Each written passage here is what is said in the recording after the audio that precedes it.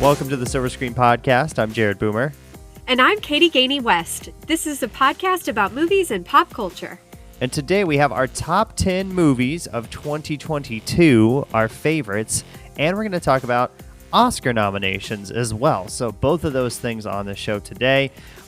Katie, I think this is one of our favorite episodes we do every year where we run down our top 10 movies. We don't share our list beforehand, so we don't know what the other person picked. So no, you're right. It's absolutely one of my favorite episodes. And while we were preparing, I even had someone text me and say, like, what Best Picture noms do you still need to see? So I feel like the people know. I always get a lot of texts on nomination day. Do you do that as well? Sometimes, yeah. Or not so much maybe nomination day, but as we get closer to the ceremony, people start asking me, what's supposed to win? What's what's the favorite? Yeah. I think people want to know. I usually won't tell Arjun or my brother things because I don't want to enter into a just even for fun ballot guessing game or whatever. I don't want to tell them. But I figured I wrote one thing in our notes today, Jared, that I feel like we can give to the people, and it's Best Supporting Actor, I feel like is a shoo-in this year. So that's the one freebie I will give people and say this is likely.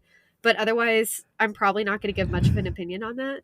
And what was the other? Oh, I did hear from Sean a lot on nomination day, and he said he hoped I was proud because he was like looking that stuff up and cared about it that day. Yeah. Very nice. I know. I was like, Sean, it's so nice. It's nice to hear from him in Spain too. That's been exciting. That's cool. Yeah. So, I bet the Oscar nominations were what, like in the afternoon there for him? I don't know. They're 6 hours ahead. 8:30 in the morning. Okay. Yeah. Yeah. So it was afternoon. So. And then also he's been catching up, I told you on the pod, but he is purposefully leaving out episodes. If it's a movie he really wants to see for like Oscars or whatever, he's like not listening to our episode till he watches it.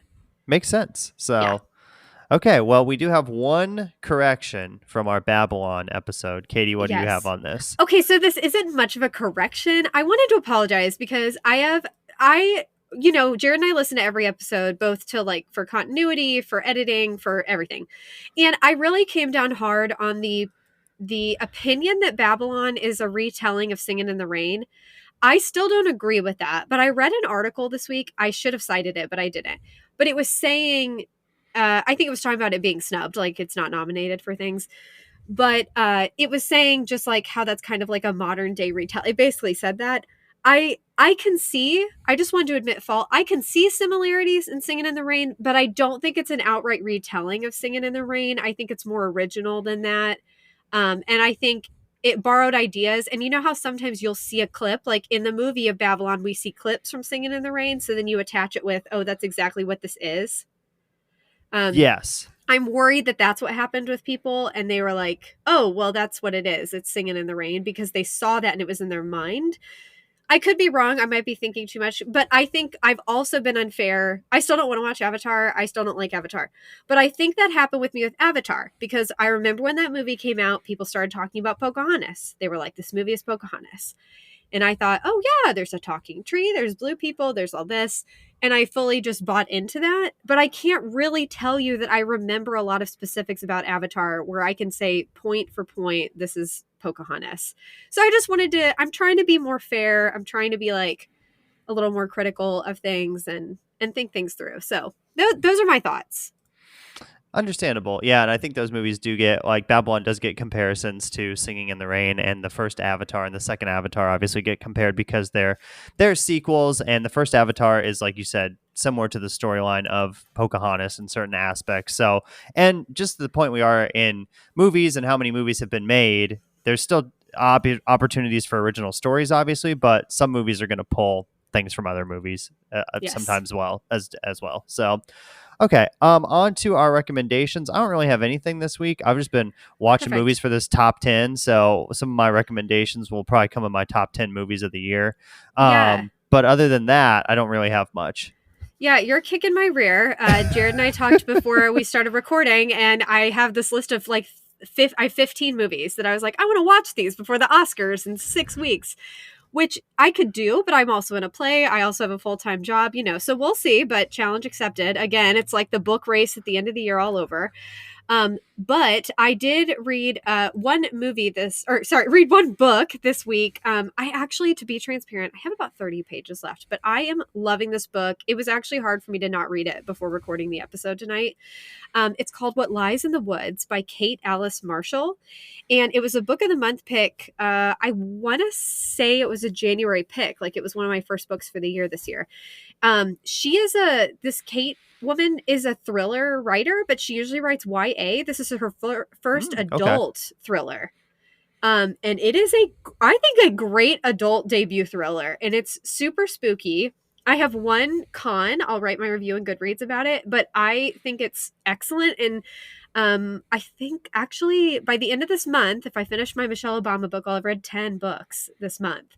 And it's one of the only good ones I've read this month. So if that tells you anything, sorry. But it's a good thriller, and I can't really tell you much. I don't want to spoil any of it, but it's about girls. Somebody gets stabbed brutally when they're young, but they survive the stabbing. They grow up. There's kind of a conspiracy theory about who actually did this. And these girls were kind of up to some nefarious witchy activities when they were little. And it's all very interesting. And there's already been one like surprise thing that I didn't see coming at all. And I'm really shocked when a thriller does that, when something happens and I'm like, I did not see that coming. So it's been very good. And again, that's, let me make sure I get the title right. I'm sorry. Again, it's What Lies in the Woods by Kate Alice Marshall. Nice. Yeah, I feel like sometimes thrillers can be predictable, especially if you read a lot of them. You kind of understand the twists and turns and where they're headed, but it's nice when one's a little more original. So, yeah. Okay, now we'll get into talk about the Oscars first. We're going to do Oscar nominations first, and then our top 10 movies of 2022. We're not going to go through I will go through Best Picture. We're not going to go through every category and list off every single nominee because that's boring to listen to. And you can look that up. Public information. Yeah. I will go through Best Picture, though. So the Oscars will be on March 12th of this year at the Dolby Theater, 95th Oscars, hosted by Jimmy Kimmel once again on ABC once again. A little bit later this year for the Oscars. Usually they're in February, but they are in March now, so they have moved to March. And also, we have some facts for you here in just a second once I run down the Best Picture nominees. So the Academy decided to choose 10 nominees for Best Picture this year, and they are the following: All Quiet on the Western Front, Avatar: The Way of Water, The Banshees of Inisherin, Elvis, Everything Everywhere All at Once, The Fabelmans, Tar, Top Gun: Maverick, Triangle of Sadness, and Woman Talking. And if you're curious, we have episodes on Avatar: The Way of Water, Elvis, Everything Everywhere All at Once, and Top Gun: Maverick. And our plan is, at least we're going to try to stick to it, to review the rest of the Best Picture nominees before the Oscars on March 12th that we have not had episodes on yet. So, and I'm very dedicated to trying to see as many of these films as possible. I'm not sold on seeing Avatar, but I will tell you, I'm thinking about it. We'll see. It might be the last one I care about seeing, though. But I am trying to be, like I said, a little bit more critical this year. And Jared, I might have some surprises in my favorite films of 2020. Okay. I feel like there's a couple I gave them a second glance. And I changed my mind a little bit. Not a huge amount, but I think I've got a couple surprises. Yeah, I moved mine around a lot, even this afternoon, like trying to settle on a final list. So, So let's get into some info about the Oscars here. And this is from an article from The Hollywood Reporter called Oscar Nominations Analysis. The biggest winner of all is, wait for it, The Academy by Scott Feinberg, and also articles on Variety and CNN. So we have some interesting facts, and then we'll go over some snubs for you. So Andrea Riseborough, who was in Triangle of Sadness, basically there was really no thought, or sorry, she's in To Leslie, excuse me. There was basically no thought that she was going to get a nomination for Best Actress, and she just kind of snuck in there and ran her own campaign for the last couple of weeks and got nominated for Best Actress alongside Cate Blanchett, Michelle Williams, Michelle Yeoh, and Ana de Armas, of all people, and Michelle Williams. So, but that was kind of surprising to see her get nominated for that movie. Yeah. I have told Jared this. I'm not upset that she got nominated. I'm not like offended by it. And I don't think the campaign that she ran was bad. I'm just a little shocked. I'll be transparent. I'm more upset about Kate Blanchett. I'm more upset. Michelle Williams, I'm happy to see because she's been nominated 5 times. Like, it'd be great for her to win, but at the same time, I just feel like the Ana de Armas one made me mad. It actually made me really mad. Because Yeah. Ana did a really good job, but I think she's capable of better. And I think that movie was so abysmal that it is offensive. Now she is Latina. She is from Cuba. Like, that's exciting. Mhm. But for the most part, we're just looking at a bunch of white people again, and that's upsetting. And Michelle Yao is literally the only diversity up there. Key is also diversity for the men, but I don't know. I was just bothered by it. Now I haven't seen Andrea's performance. Maybe I'm going to be blown away. I bet I'll be blown away by Kate Blanchett. I love her. She's a goddess. I was so disheartened. I told Jared when he texted me, I was like, I'm going to have to talk to you in a minute. So I was just so upset. So, yeah, that was kind of surprising that she got nominated. Also, John Williams, at 90 years old, became the oldest Oscar nominee in history with his Yes. original score nomination for The Fabelmans. It's his 53rd nomination, which Yeah. is the most nominations for a living person, and he just extends his own record. And Super then cool. in that same movie, Judd Hirsch at 87 lands his second nomination in the category of Best Supporting Actor, which is 42 years after he got his first one, which came for Ordinary People. So that's a pretty cool fact as well. And then in the songwriting category, Diane Warren, who received an honorary Oscar just after she received an honorary Oscar, has received her 14th nomination for Best Original Song, and she has yet to win.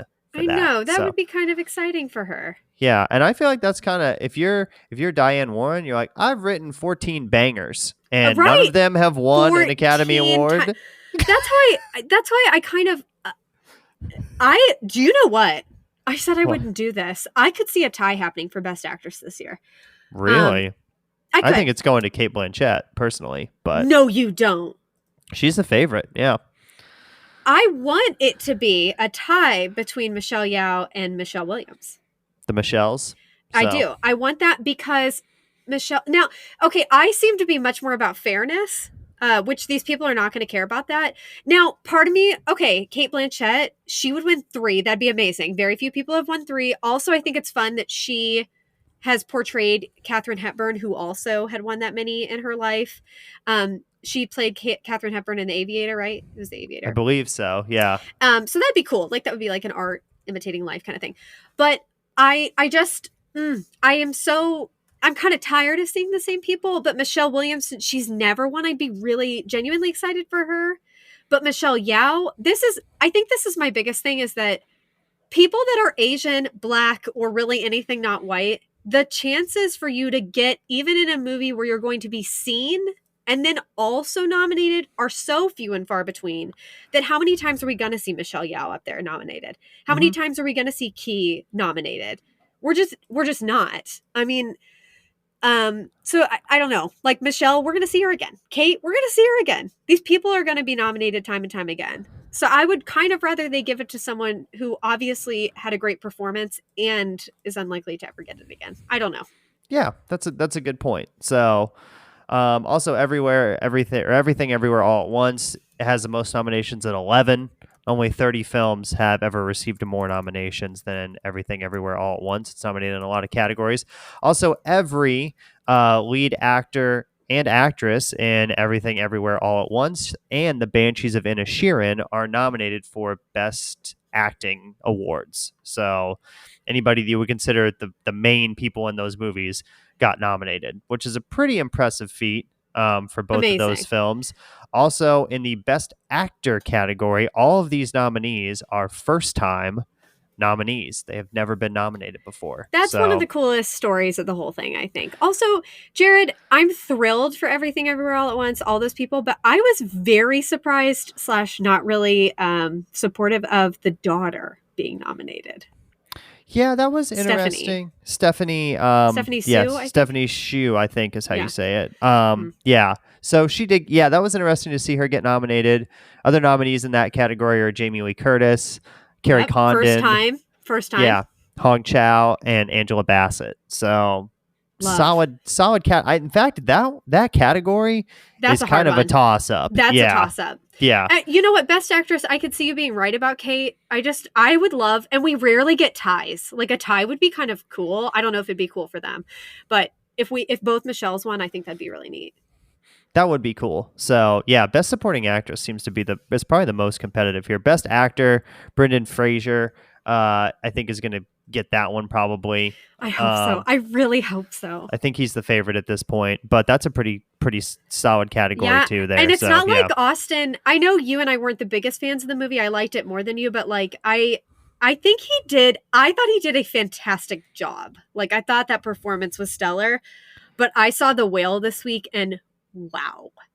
Yeah, where's our boy Tom Hanks? Tom Hanks didn't get nominated for Elvis or the Pinocchio movie, but he did get some Razzies. I was gonna say he got Razzies, and then I read about Blonde that like the day like Anna had just got nominated or whatever, but then they had won like 8 Razzies or something. That movie. Yeah, they got nominated. That movie got nominated for the most Razzies. Blonde. Yeah. So, which makes sense. It was the worst movie of the year. But that's what I'm saying. That is so weird that you get nominated for like the worst movie of the whole year, and then somebody from it gets Best Acting nomination for an Oscar.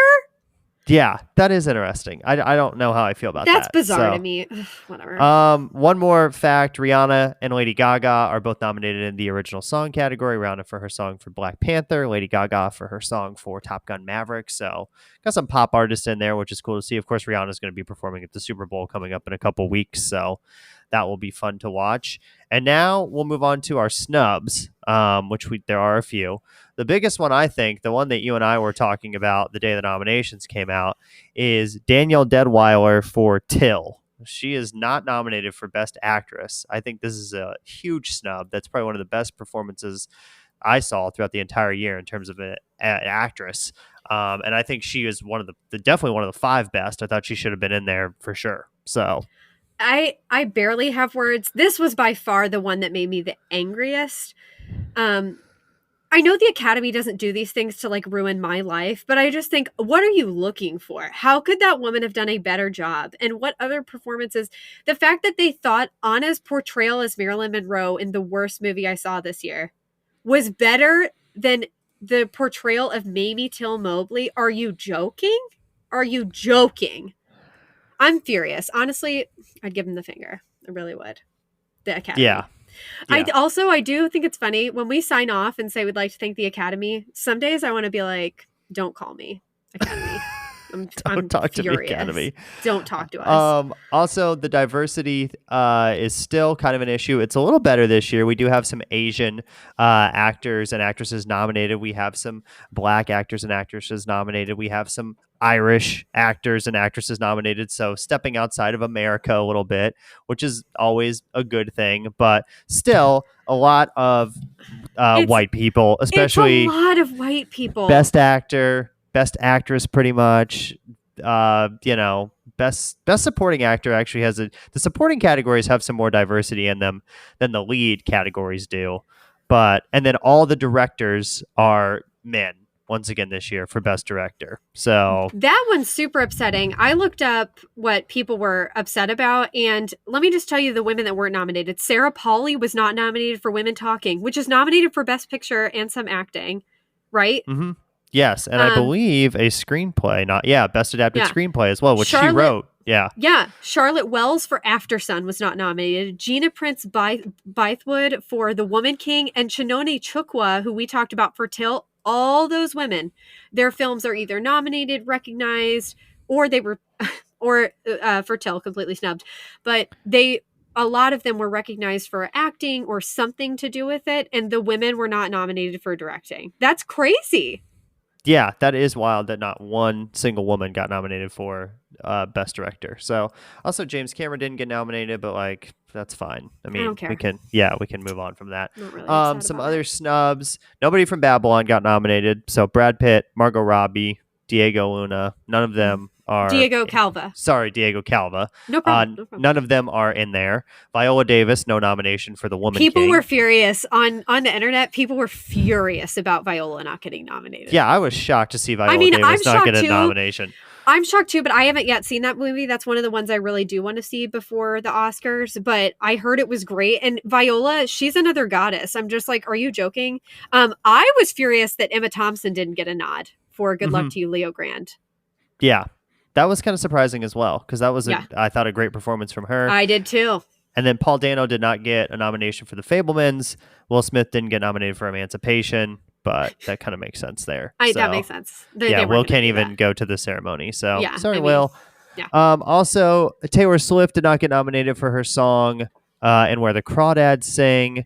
And then Rita Wilson did not get nominated for her song For a Man Called Otto. And Selena Gomez did not get nominated for her song My Mind and Me. So none of those song nominations. And then The Woman King and Nope did not get any nominations at all. Kind of surprised, especially Nope. I was shocked to see Nope not get a Me screenplay too. nomination or a Me too. directing nomination or something, visual effects, something. I was kind of surprised to see it get nothing. So That was one of the movies I kind of rethought about though this week, that I thought it definitely fell flat after the first two of his movies. Like, I thought it was really good. It didn't disappoint me, but of movies I remember, the characters, the music, how scared I felt, definitely Get Out and Us were much scarier to me and left a more of an impression. And then also the acting categories, like we said, are all going to be kind of close races. Best Supporting Actor, it looks like he is going to win that one for Everything Everywhere All at I'm Once. so happy for him. And then the other acting categories, Brendan Fraser is the favorite in Best Actor, I believe. Cate Blanchett for Best Actress. Best Supporting Actress is kind of up in the air right now. So okay, you know and then what, everyone, I think Best Picture is kind of up in the air too. I haven't really heard favorites of who's definitely- going to win that. I think Best Picture is a total toss-up. I think it's anyone's game. Well, there's a couple that I'm like, no. Like, Avatar's not going to get it. Let's hope not. I don't They know. could. I don't think they're going to say Avatar was the best out of these. You know With what other nothing movie else. I thought about they got no nominations that I'm sure Hmm. is probably on your top 10 or in your honorable mentions. Yeah. She Said nothing for that movie. Also, So- I was kind of surprised The Menu didn't get any recognition. Even Yeah. for an original concept or like screenplay, Like original or screenplay, yeah. something. Like, I thought, yeah, I was surprised by a lot of things. I Yeah. think this list of nominees is extremely confusing. I like to think, I'm going to tell myself, I think the Best Actress thing is up in the air still. That could just be me, or it could be a year where I want someone to win and they're not going to win. And I don't want to. I love Cate Blanchett. I would love to work with her, but I get tired of seeing the same people. Like, even if Tom Hanks was up there and Brendan Fraser was up there for the first time, I'd pick Brendan. I really Mhm. would. Yeah. It's nice to give other people a chance and see. And these people too, most of these people, it really truly is like a 1 in a million chance that this would ever happen to you. So it's cool when people win multiple times, but it's not really a need, you know? I will say I did appreciate that the Academy chose some popular movies to nominate for Best Picture. I mean, Me ones too! that everybody Blockbusters. has seen. Blockbusters, Elvis, Top Gun, Avatar, Everything Everywhere All at Once did very well at the box office. So I like that. I think one complaint that I hear from people a lot is I haven't heard of any of these movies, like any of them nominated for Best Picture. And I think that's a legitimate complaint a lot of the times, is that they Yeah. pick these more artsy films that don't show in as many theaters, that don't make as much money, that are harder to kind of seek out. Yeah. And so I appreciate this year that they've kind of got a mixture there of, you're probably going to have somebody, if you're watching the Oscars at a friend's house or at a party or something, you're going to have people there that have seen Top Gun Maverick and have seen Mhm. Avatar and have seen, so there's going to be some ability to have discussion about that. Whereas in some years past, it's been very much movies that haven't had a lot of, buzz surrounding them or weren't big blockbusters. So That being said, I do think this list of, I feel like we have 5 blockbusters, and then I feel like we have 5 of the artsiest movies no one heard of this year, or ones that you and I heard of. Like Women Talking, I knew it was coming, but it's like we heard nothing and then it's nominated and now we're hearing all about it. yeah, it kind of just came on of late all of a sudden. So, Yeah. and I even look at like last year's nominations. Like last year did not have, it had Dune was nominated for Best Picture, but that was really the only big blockbuster. West Side Story, but that didn't even do that great at the box office. So, Cool.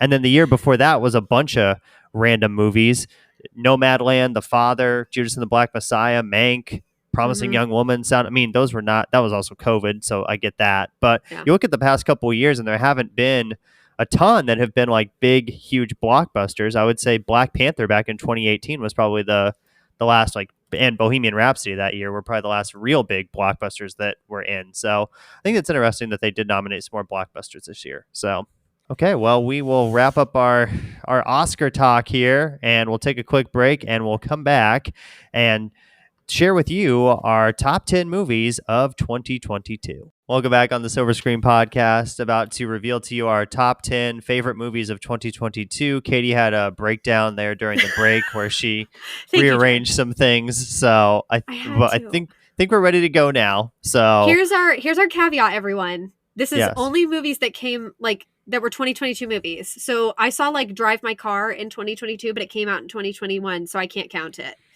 Yes, Just an and we did example. not see everything, so just know that some of us, Katie saw some things, I saw some other things, but neither of us have seen like The Fabelmans or Yeah. Women Talking or some of these other ones that might make it on other people's top 10s. So And why I had the breakdown is I don't always feel that my Letterboxd stuff is consistent with my podcast scores. And then, so what I did, what Jared helped me talk me off the ledge, I just thought about how do these movies make me feel? What do I remember? Have I given it a second thought? So some of these are probably going to surprise you all, but this is how I feel today, just based on some reflection. Okay, well, I feel like we Let's should do just it. go back and Okay. forth on our honorable mentions. So my Yes. technically number 13 of Yes. 2022 is Babylon.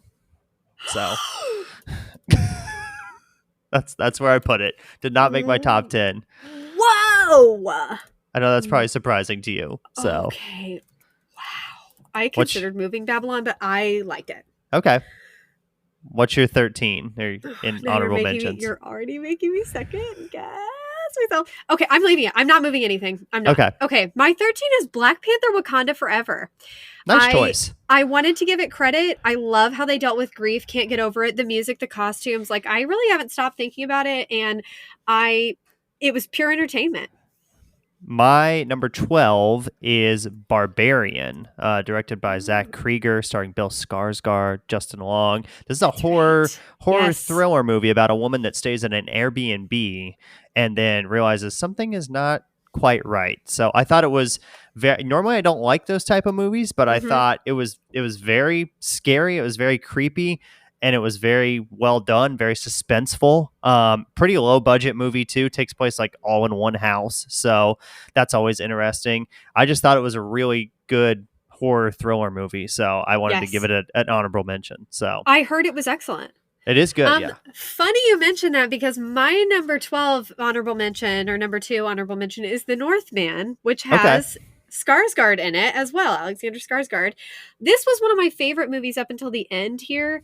It was one of those that I thought it was really good. I do remember the graphic violence. I think what I liked so much about it, though, was the originality. It was such an interesting story. It was a gory graphic movie that I actually enjoyed, and I would watch it again. But it's ultimately not something that I want to watch all the time. And I don't know that it made me think of any new ideas. It wasn't something that I was sitting thinking about what is the meaning of life after it. So that's my honorable mention.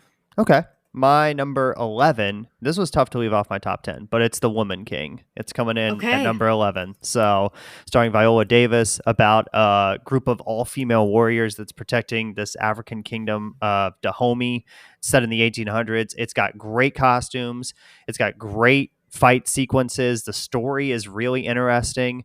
So I would say if you have not seen that yet, it's streaming now, but definitely check that one out. One of the more original and kind of unique stories that I think I saw in 2022. Great. Okay, so my number 11, this was hard for me to take off, but by the end I was like, it was the one that was almost on there. It's The Menu. Okay. I really liked The Menu a lot. Thought it was an original idea. Love where it was filmed. Love the actors. It was all great. I did think ultimately the stories or the ones I have left on this list were ones that made me really kind of think, or they were blockbusters I just want to watch over and over and over. Okay. Good. The Menu, good to know. number 11, So, honorable mention. Great try. okay. My number 10, as we enter the top 10 now, is The Whale, directed by Darren Aronofsky, starring Okay. Brendan Fraser.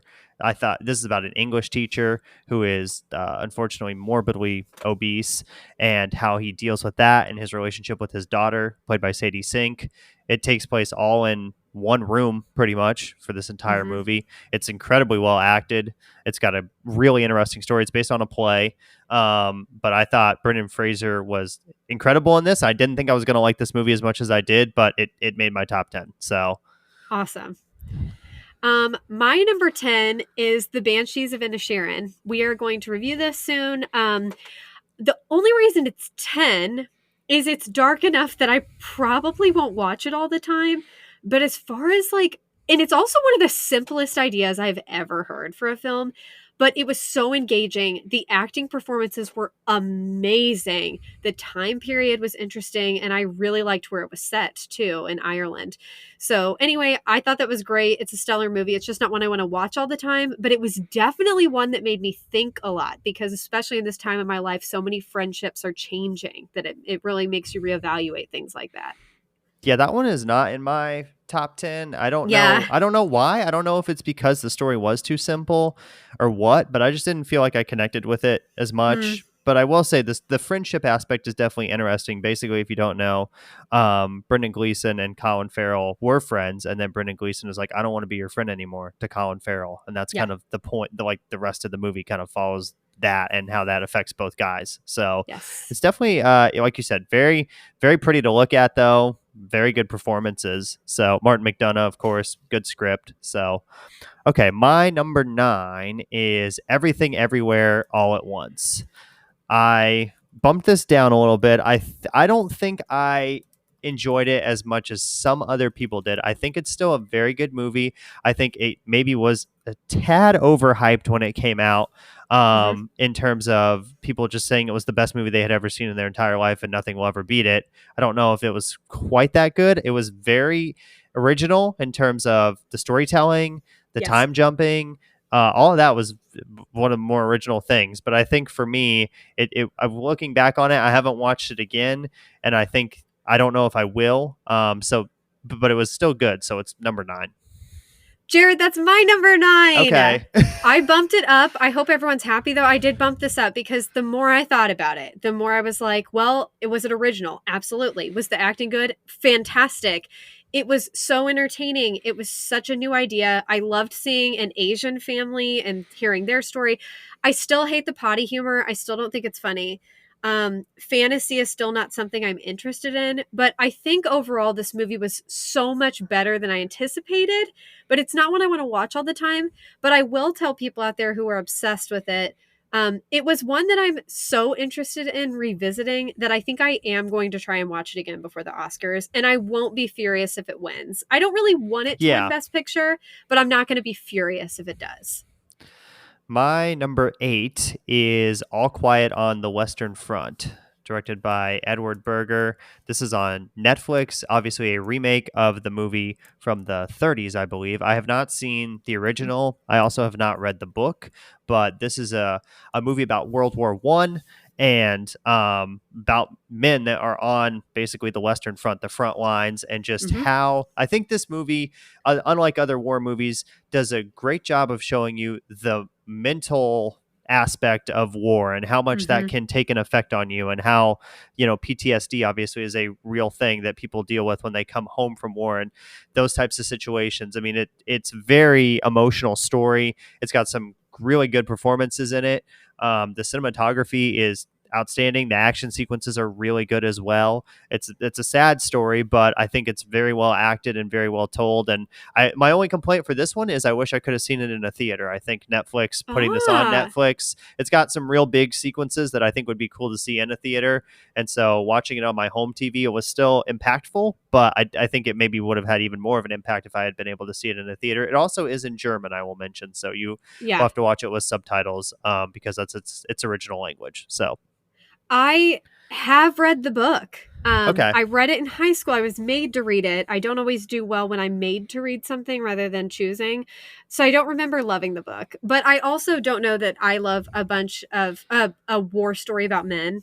Hmm. That's just not as interesting to me. But the book is widely considered to be a classic, which is why we read it.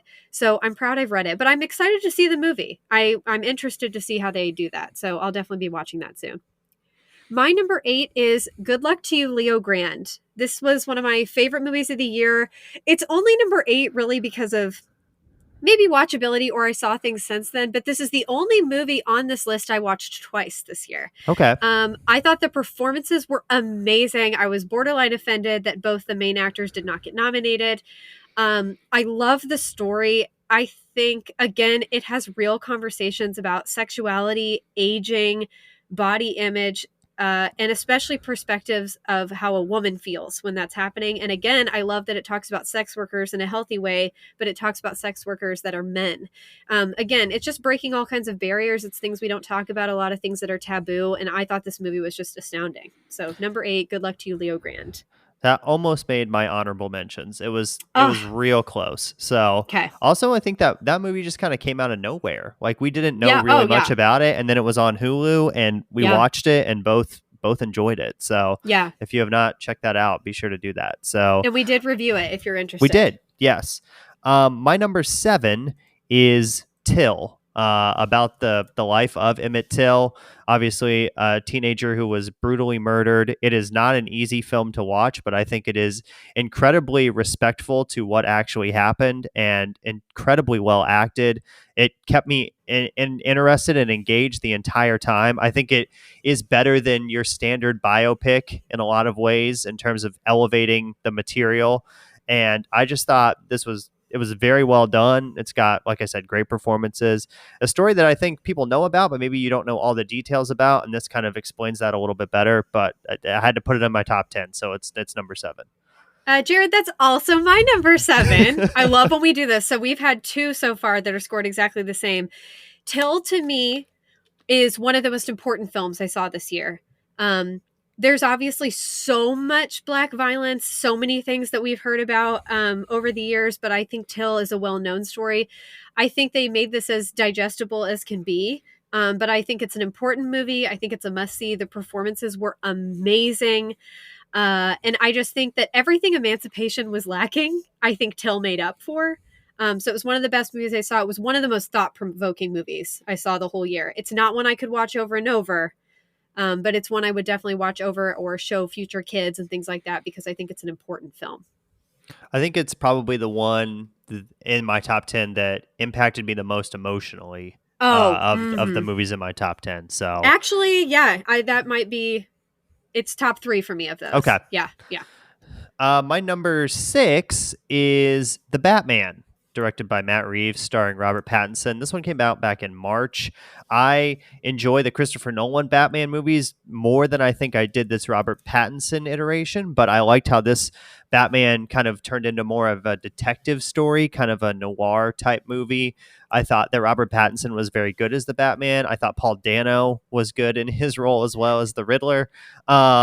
And I just thought that it kind of took the world of Batman, which is obviously like set in Gotham and is kind of realistic, but kind of fantasy as well. It made it more realistic, I think, in this Yeah. particular iteration than in some previous ones. And I just thought it was a good action movie, and it's an interesting mystery that they're trying to solve throughout the course of the movie. And I liked how it was more of a mystery this time instead of just like a straight action movie. So My number 6 is Babylon. okay. I'm gonna fight to the death for this one. Now, I see the issues. Jared and I, that was one of my favorite conversations we've probably ever had about a movie. Um, that movie really meant a lot to me. I definitely see what Damien Chazelle was trying to do. That movie also gives me everything I ever want. I want beautiful people. I want dancing, debauchery, drinking, fun, dance sequences, music. 1920s and 30s. Like, I live for this. So I loved Babylon. I definitely see the issues, but overall, for me, in terms of watchability and entertainment, it was like darn near the top for me for the year. My number 5 is Nope, directed by Jordan Peele, starring Daniel Kaluuya and Kiki Palmer. Science fiction, Western movie. I still think about it sometimes and what it's doing and some of its ideas, and I don't know if I totally understand all of them, but it kept me entertained the whole time, and I thought it was a really original story, one of maybe more original ones that I saw this year. And I like science fiction movies in general, so and we don't get a lot of good ones, so I thought Yeah. that this deserved a spot on the top 10. So Awesome. That one got bumped off my list for those reasons. I don't love sci-fi and I didn't understand a lot of the themes and ultimately kind of felt dumb the more I thought about it. So, like that not smart enough to get it. So, my number 5, you already mentioned, it's The Whale. I saw that this week. My jaw was on the floor. I have so many feelings about that movie. It I think it's a very much a cautionary tale about more like being morbidly obese. I think, and it's also heartbreaking to see what can happen. It's gut wrenching to see what happens with this family. I did not know it was a play till the end, and the entire movie I was thinking this would be an excellent play. So I was happy to see that I was on the money there. The acting performances were phenomenal. The story is so interesting. Um, I can't say enough good things about The Whale. So I am 100% rooting for Brendan. yeah, I think that's a really solid choice there. So my number 4 is a movie you already mentioned, and that is The Northman, directed by Robert Eggers with Alexander Skarsgård and Anya Taylor-Joy. This is a set in medieval times. It's very violent. It's very gruesome, but I thought it was a very good action movie. I thought Alexander Skarsgård did a great job in it. I really liked the location and the setting and the costumes and kind of how they went around different places in the world throughout the course of the movie. It's got some kind of dark themes in it, but I think it was definitely interesting and one I thought about long after I had finished watching it. I haven't watched it again. It was one I saw near the beginning of this year, but Mm-hmm. I thought it was, in terms of action movies, it was one of the better ones. So It was very good. Made both our lists, just on my honorable mentions. My number 4 is The Batman. For the same reasons Jared said, I know it was a couple back for him, but the film noir situation was great. The acting was great. I remember raving about Robert Pattinson's performance, but also that I really liked how he portrayed Bruce Wayne. And dealing with being an orphan and just how his life and mental health would kind of deteriorate under those conditions. Paul Dano scares the heck out of me, but my God, he was good in that role. I just thought it was a fantastic movie. That's definitely a blockbuster, but that is one of the movies in my top 10 I want to watch over and over. Like, I actually want to see it over and over. my number 3 is Guillermo del Toro's Pinocchio. Um, this was Whoa. really high for me. I just thought that this was an incredible take on the story of Pinocchio. It impacted me for sure emotionally. I thought it was very cool the Wow. stop motion and how they do some things with it being set in Italy, and obviously they're embroiled in fascism and having to deal with that. And I thought the voice performances, especially Ewan McGregor, was very good as Sebastian Jiminy Cricket in this movie. I just thought it was really a fully realized version of Pinocchio, where you could tell Guillermo del Toro had really thought a lot about the characters and kind of making it fantasy, but also setting it in the real world as well. And I think in terms of Pinocchio adaptations is probably the best one. I didn't see the other two, but it was the best one for me that came out this year. And it's nominated for Best Animated Feature Film at the Oscars, and I feel like it's probably going to win that category. So Yeah, I would think that's a safe bet. Yeah, it was good. I'm just overall so not interested in Pinocchio. The story of Pinocchio, I'm just like I don't care. But I yeah. really liked Guillermo's take. I agree, and the animation was incredible, Yeah, and I don't really incredible. like the original Pinocchio, so No, I think this movie exceeded expectations for me, which is why it yeah, was so high. Is because I went in saying I think I'll like this a little bit, but then I watched and I was like I liked that a lot, so it yeah. had to get in my top 10. My number 3, I have not mentioned it because I just saw it, is Cha Cha Real Smooth. I loved this movie. I think Jared and I felt differently about it, but this movie spoke to my soul. Dakota Johnson's in it. I heard rave reviews when it came out. It was kind of more of an independent situation. But I was streamed it on, I want to say it was Apple. Yeah, it's on Apple. Yep. Apple. Um, And Dakota Johnson, I really don't think she gets enough praise. She picks these like kind of independent films and blows them out of the water. But this movie really touched me because it deals with autism, and I feel like we don't hear about that a lot. We don't hear really a lot about a lot of any kind of developmental delay. See it portrayed a lot. And I don't even know if that's the right word to use, but I love that they showed that in such a healthy, interesting way. And it was kind of a love story, kind of not. They dealt with pregnancy loss. I think we don't see that a lot. We hear a lot about postpartum depression. We don't see or hear about pregnancy loss a lot.